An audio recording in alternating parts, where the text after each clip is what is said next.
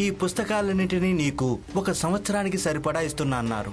ఇవి కాకుండా మహారాజ్ తరపు నుంచి ఇంకా పుస్తకాలు, కాఫీలు, కరాలు గాని నీకు లభించడం అనేది జరగదు. సరే, ఇవ్వండి.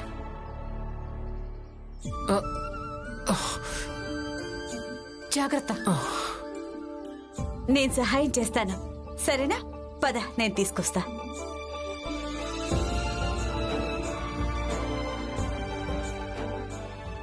ధన్యవాదాలు, ధన్యవాదాలు.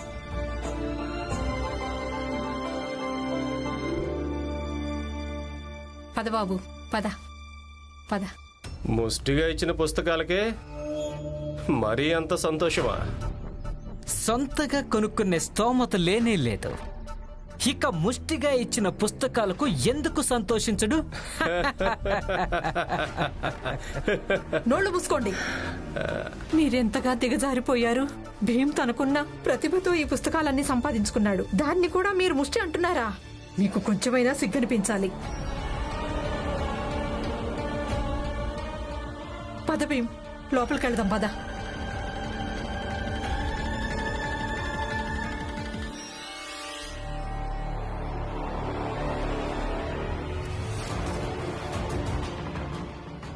ఈ పుస్తకాలన్నీ నీకు 1 సంవత్సరానికి సరిపడా ఇస్తున్నారు. అవి కాకుండా మహారాజ్ తరపు నుంచి ఇక పుస్తకాలు గాని, కాఫీలు గాని, కణాలు గాని నీకు లభించడం జరగదు. పుస్తకాలన్నీ భద్రంగా దాచుకో. ఆ పుస్తకాలని రోజు మళ్లీ కాల్ చేస్తాను. ఇక రాజుగారు ఎలాగూ చెప్పారు, 1 సంవత్సరం దాకా పుస్తకాలు మరోసారి ఇవ్వరని. ఇక ఎలా చదువుతావు?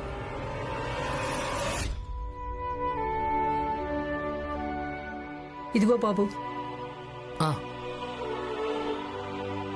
తీసుకో.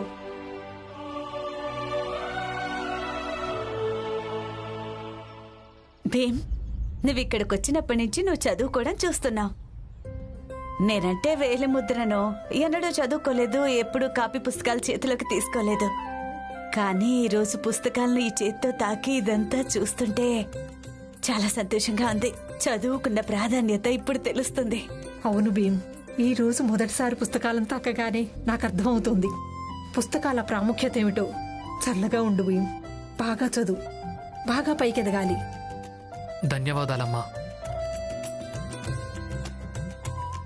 దీపక్, నువ్వు పని చేయి. ఈ పెన్ నువ్వు తీసుకో. తీసుకో తీసుకో తీసుకో తీసుకో.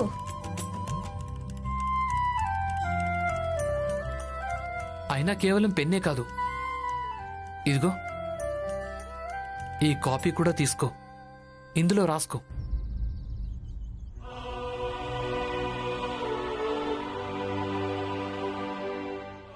భీమన్నయ్య, కాపీలు, పెన్లు లెక్క ప్రకారం వచ్చాయి. ఒకవేళ తక్కువైతేను? అప్పటి సంగతి అప్పుడు చూసుకుందాం. అయినా కూడా ఈ ఆర్థిక సహాయం పొందిన గెలుపు ఏదైతే ఉందో అది కేవలం నా ఒక్కడిదే కాదు. నిజానికి మన జాతిలోని, మన సంఘంలోని వాళ్ళు ఎవరెవరు విద్యకు మద్దతిస్తారో ఆ ప్రతి వ్యక్తికి సంబంధించింది. బాగా చదవాలి దీపక్. సరే బాబు, మేం బయలుదేరతాం. సరే, ధన్యవాదాలమ్మా. ధన్యవాదాలు పిన్ని. పదమ్మా.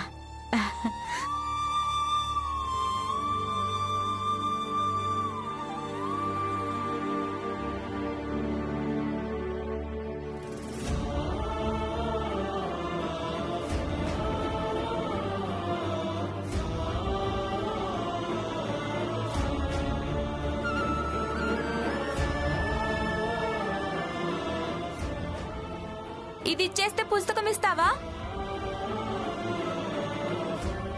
ఇదిగో ఈ పుస్తకం నీదే, తీసుకెళ్ళు. రమా, ఒకేసారి ఇన్ని పుస్తకాలు ఈ రోజు వరకు చూడలేదు నేను. ఈ పుస్తకాలన్నీ నావే. నేనివన్నీ చదువుతాను. మీరు చదవండి, అలాగే మనసు పెట్టి చదవండి.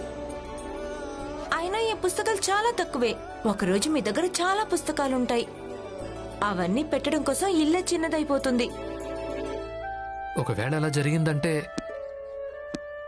నేను పుస్తకాల కోసం విడిగా ఇల్లు నిర్మిస్తాను.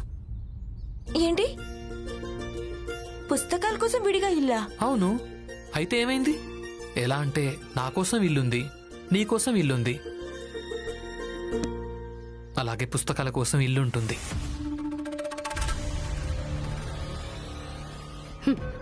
సొంత ఇంట్లో ఉండడానికి స్తోమత లేదు గాని ఇక పుస్తకాల కోసం ఇల్లు నిర్మిస్తాడట. కానీ ఈ పుస్తకాలు సాయంత్రం కల్లా ఎలాగో కాలి బూడిదైపోతాయిగా.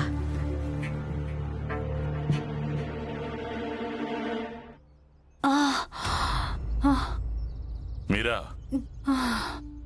పద డాక్టర్ గారి దగ్గరికి వెళ్దాం. వద్దన్నయ్య, డాక్టర్ దగ్గరికి వెళ్ళామంటే డబ్బులు అవుతాయి. కానీ ఇప్పుడు భీమ్కి డబ్బులు అవసరం చాలా ఉంది. నాకు మెల్లమెల్లగా నయమైపోతుంది. మీరా, మీ అన్నయ్య మరీ అంత బలహీనుడు కాదు, నీకు వైద్యం కూడా చేయించలేకపోవడానికి. అవునక్క, నేను కూడా కొద్ది గొప్ప డబ్బు సంపాదిస్తాను. నా దగ్గర కూడా కొంత డబ్బు మిగిలింది. పదండి డాక్టర్కి చూపించుకుందాం. పద. రామ్జీ, ఒకవేళ నీకేమైనా డబ్బులు అవసరం ఉంటే ఈరోజు నేను నీకు సహాయం చేయగలను. ఎందుకు తేషన్నా ఈ రోజు అంత సానుభూతి ఎందుకు? రామ్జీ మీద దయ కలుగుతోంది. రామ్జీ కొడుకున్నాడు కదా భీమ్రావ్, తనిప్పుడు ఇతని కోసం కాదు, రాజుగారి కోసం చదువుతున్నాడు. రామ్జీ, తీసుకో, ఇదిగో కొంత డబ్బుంది, తీసుకో.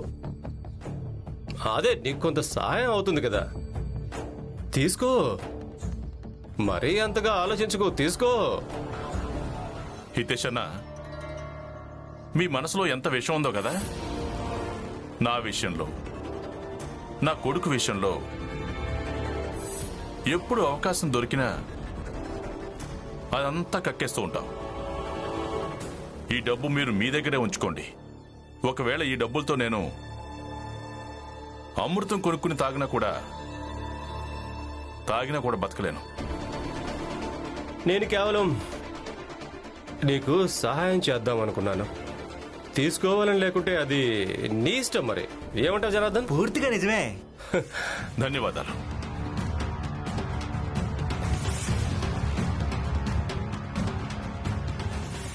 ఇప్పుడు ఇంట్లో ఎవరూ లేరు. భీమ్ పుస్తకాల పని ఇప్పుడే పడతాను. మీరు ఉద్యోగం వెతకాల్సిన అవసరం ఏంటి? మీకు చదువుకాయ ఖర్చులకు మహారాజ్ ఇస్తున్నారు.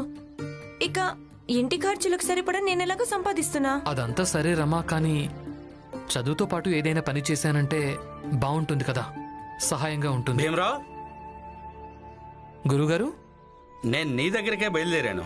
నమస్కారం గురుగారు. నమస్కారం. ఎక్కడికి వెళ్తున్నావు?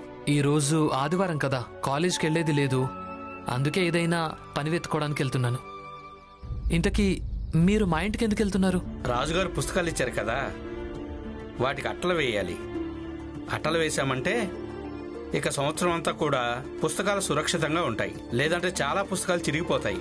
అప్పుడు చాలా ఇబ్బంది అవుతుంది. అవును గురుగారు, ఎలాగూ డబ్బు కొరత కారణంగా నేను కాలినడకనే తిరుగుతాను. ఒకవేళ వర్షంలో పుస్తకాలు తడిచిపోయాయంటే పెద్ద సమస్య అవుతుంది.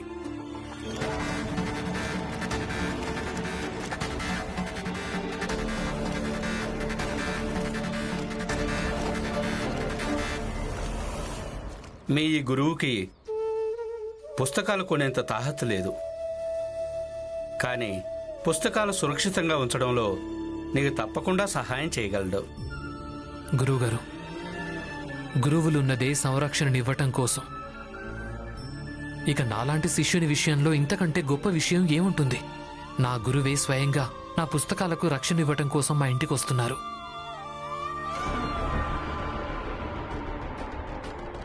ఈ రోజు మళ్ళీ నీ పుస్తకాలని కాల్చి బూడిద చేస్తాను భీమ్, సరిగ్గా ఒకప్పటిలాగే.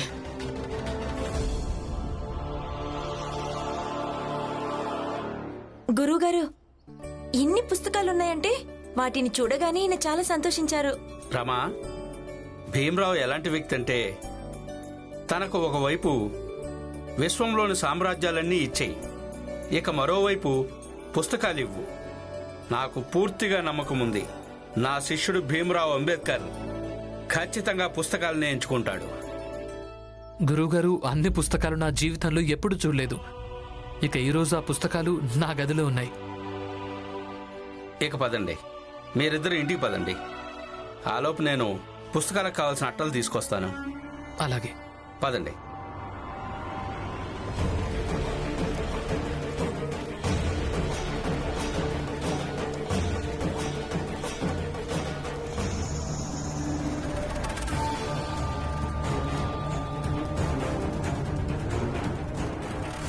ఈసారి నేను నీ పుస్తకాలను కాల్చడం లేదు భీమ్.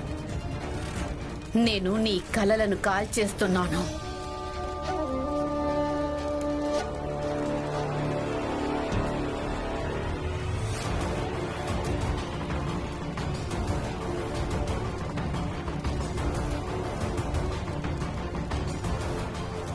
నువ్వా? నేనే కొక్కన్ నుంచి వచ్చేసాను. కనీసం నేను రావడం మంచిదే అయింది. మీరు అనర్థం చేయకుండా ఆపగలిగాను. ఎలాంటి అనర్థం లక్ష్మి? మర్చిపోయావా? ఒకప్పుడు ఈ పని మనిద్దరం కలిసే చేశాం కదా. లేదు, మర్చిపోలేదు. ముందుగా నేను ఏ తప్పు చేశానో ఇప్పుడు అది నేను చెయ్యను. అలాగే మిమ్మల్ని చెయ్యనివ్వను. నేను మర్చిపోయాను. ఇప్పుడు నువ్వు మారిపోయావు కదా. కానీ నేను ఏమాత్రం మారలేదు లక్ష్మి. ఈ రోజు ఈ పుస్తకాలు కాల్ చేసి తీరుతాను. వద్దయ్యా, మిమ్మల్ని పుస్తకాలను కాల్చనివ్వను. వదలండి. వదలమంటున్నానుగా.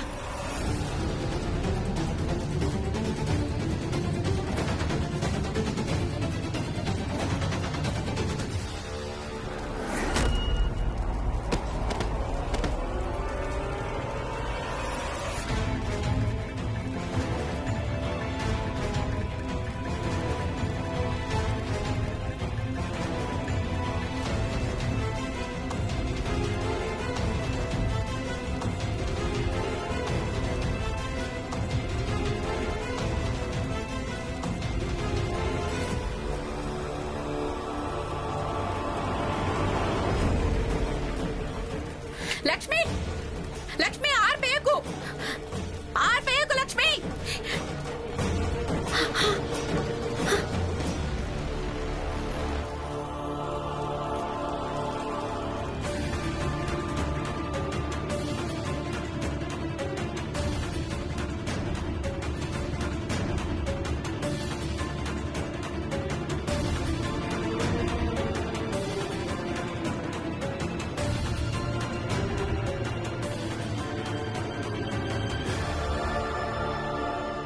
వదనా, అక్క, మీరు అక్క, మీరు బానే ఉన్నారా? అయ్యో, నీ చెయ్యి చాలా కాలిపోయింది. నా చెయ్యి కాలిపోయింది. ఈ విషయంలో నాకు ఎలాంటి బాధ లేదు. కానీ భీమ్రావు పుస్తకాలు కాలిపోకుండా ఉండాలి. రమా, ఆవిడ చెయ్యి కాలిపోయింది చూడు. పసుపు ఇంకేదైనా రాయి. తీసుకెళ్ళు, తీసుకెళ్ళు. లేవండి, లేవండి.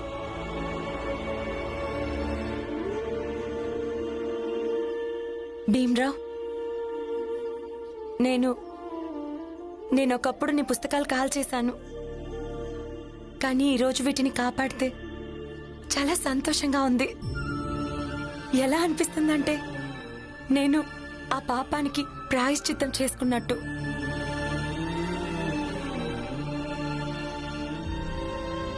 పదండి, నేను మీకు పసుపు రాస్తాను.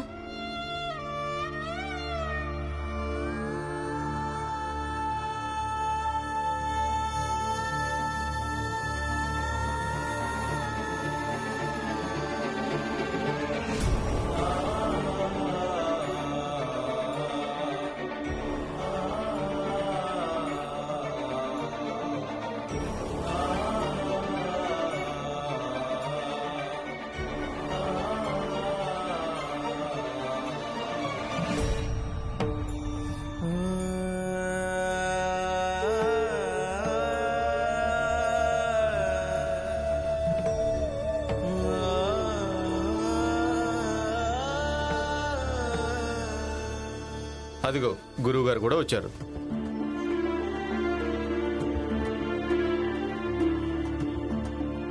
గురువుగారు, మీరిక్కడ ఈ సమయంలో? అవును, భీమ్ పుస్తకాలకు అట్ల వేయడానికి వచ్చాను. కొంచెం భీమ్ను పుస్తకాలు తీసుకురమ్మని చెప్పండి. సరే, నేను ఇప్పుడే చెప్తాను.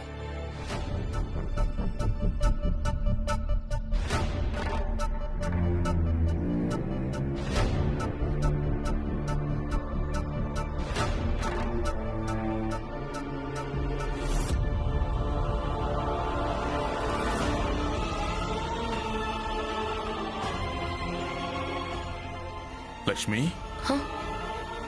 నువ్వెప్పుడొచ్చావు? అవును, నీ చేతులకు ఏమైంది? ఏం లేదు మామయ్య, చేతులు కొంచెం కాలిపోయాయి అంతే, తగ్గిపోతుంది.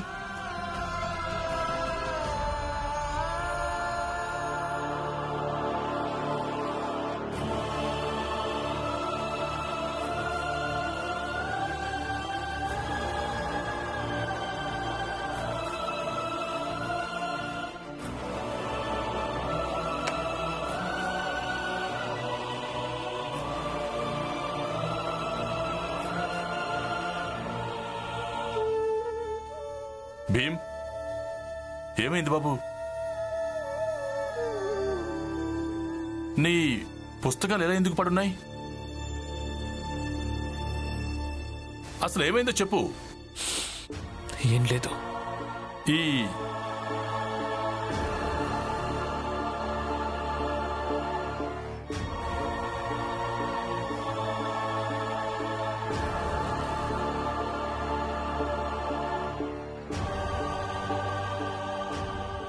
ఈ పుస్తకం కిరోసిన్ నూనె వాసన వస్తోంది.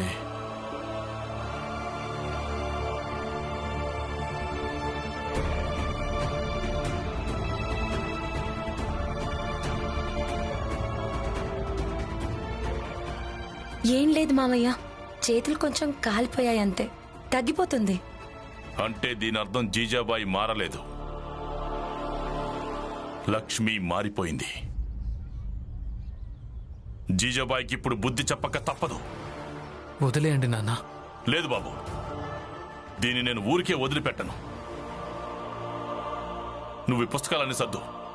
ఈ భీమరావు ఇంతవరకు రాలేదేంటి? అయ్యో గురువుగారు, ఈ రామ్జీ ఇల్లు నాటకాల అడ్డా. ఇక్కడ ఎప్పుడు ఏ నాటకం మొదలవుతుందో ఎవ్వరికీ తెలియదు. అయ్యో గురువుగారు, మీరు మీ పని పాట వదిలేసి ఇక్కడ పుస్తకాలు కట్లేయడం కోసం వచ్చారా? వింతగా ఉందే. ఈ భీమరావు ప్రత్యేకత ఇది కదా. సాదా సీదా మనుషుల మీద అసలు ఏం మాయ చేస్తాడో ఏమో.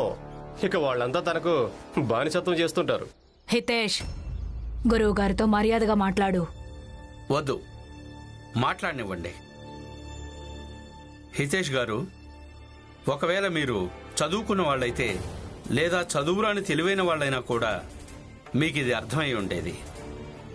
ప్రేమతో చేసే ఎలాంటి పనైనా కూడా అది చాలా మందికి బానిసత్వం అనిపిస్తుందని.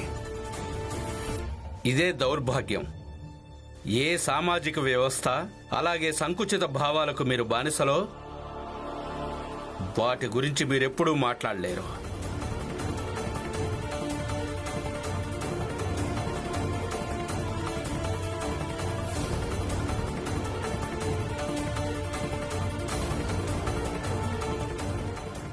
అన్నయ్య, ఈ పుస్తకాలకు ఏమైంది?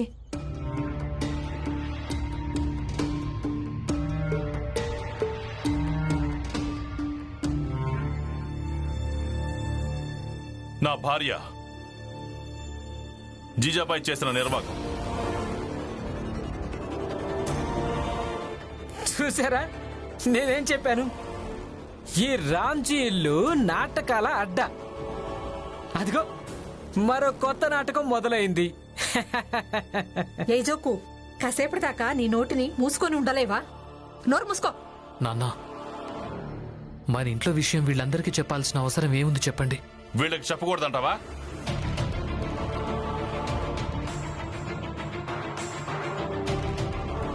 విషయం ఏంటంటే నా భార్య మళ్ళీ భీమ్ పుస్తకాలను కాల్చడానికి ప్రయత్నించింది. ఇక నా పెద్ద కోడలు అంతకు ముందే భీమ్ పుస్తకాలు కాల్చేసింది. కానీ ఈరోజు తనే భీమ్ పుస్తకాలు కాల్చకుండా కాపాడింది. అవును,